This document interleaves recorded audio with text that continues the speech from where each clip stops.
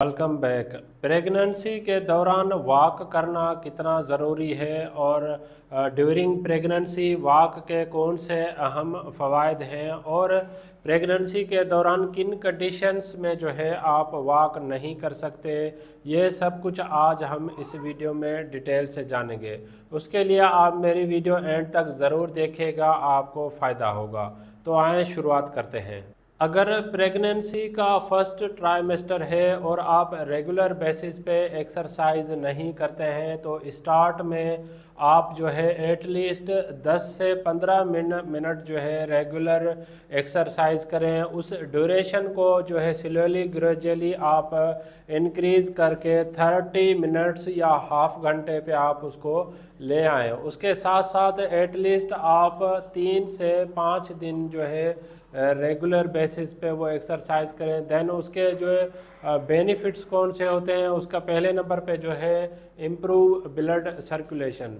Walk करने से जो है आपका ब्लड सर्कुलेशन इंक्रीज़ होता है। मोस्टली कुछ लोगों के जो पाँव हैं वो स्वेलिंग हो जाती है, सूजन हो जाती है टांगों में, या उसके जो है घुटने होते हैं ड्यूरिंग प्रेगनेंसी। अगर ये स्वेलिंग हो जाए तो वॉक करने से वो सूजन भी जो है वो कम होती है। दूसरे नंबर पे मेंटेन फिज़िकल हेल्थ, जिस्मानी सेहत जो है वो बेहतर रहती है, जिसमें आपके दिल जो है वो प्रॉपर नमूने से काम करता है, या आपके फेफड़े या आपके मसल्स हैं ये जो है प्रॉपर नमूने से ड्यूरिंग वॉक ये बेटर काम करते हैं। देन थर्ड नंबर पे manage weight gain.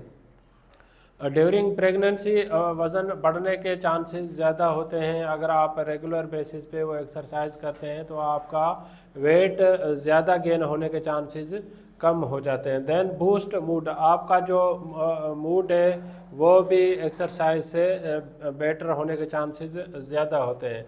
Then good for low impact exercise, कुछ जैसे वॉक जो है इजी एक्सरसाइज है जिससे जो है आपके जॉइंट पेन के कम होने के चांसेस ज़्यादा होते हैं।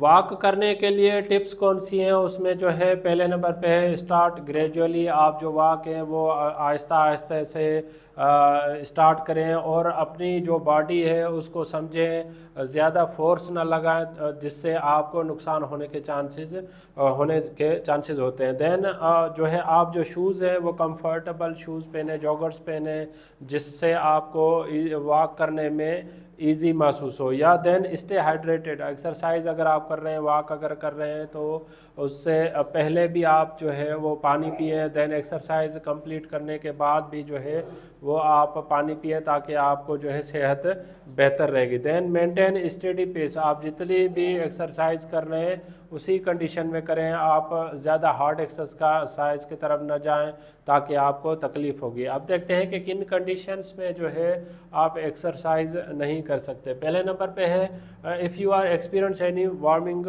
साइंस, अगर कुछ वार्निंग साइंस अपीयर होती हैं जिसमें आपको जो है डिजीनेस हो रही है, चक्कर आना शुरू हो गए, या सर दर्द है, या आपको वजाइनल ब्लीडिंग सम टाइम अगर हो जाती है, तो उस कंडीशन में भी आप एक्सरसाइज ना करें और अपने करीबी जो हेल्थ केयर प्रोवाइडर्स हो, गायनोकोलॉजिस्ट हो, आप उनसे रब्ता कर लें।